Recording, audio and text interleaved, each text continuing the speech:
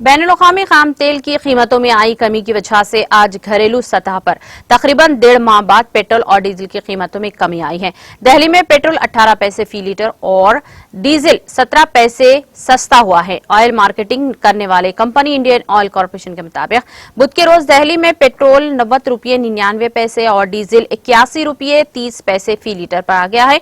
क़ब्ल अज़ी कल 24वें दिन तक इनमें कोई तब्दीली नहीं हुई थी। गुज़िश्ता माह मुसलसल 16वां रोज तक पेट्रोल और डीजल की कीमतों में इजाफा हुआ था, जिससे तकरीबन हर शहर में दोनों ईंधनों की कीमतें रिकॉर्ड सतह पर पहुंच गई थी। बैनुल-अक़वामी मार्केट में 15 दिनों में खाम तेल की कीमतें में तकरीबन 10% कमी वाक़ई हो चुकी है।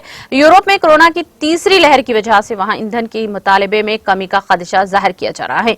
इसके वजह से खाम तेल की कीमत 64 रुपये डॉलर फी बैरल आ चुकी है।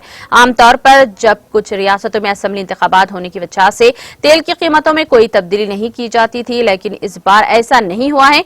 बिहार असेंबली इंतखाबात के वक्त तेल की कीमतों में कोई तब्दीली नहीं की गई थी, लेकिन अभी भी मगरबी बंगाल, केरला, तमिलनाडु, आसाम और मरकज के ज़ेर इंतजाम इलाके पुडुचेरी में होने वाले असेंबली इंतखाबात के दरमियान तेल की कीमतों में कमी देखी गई।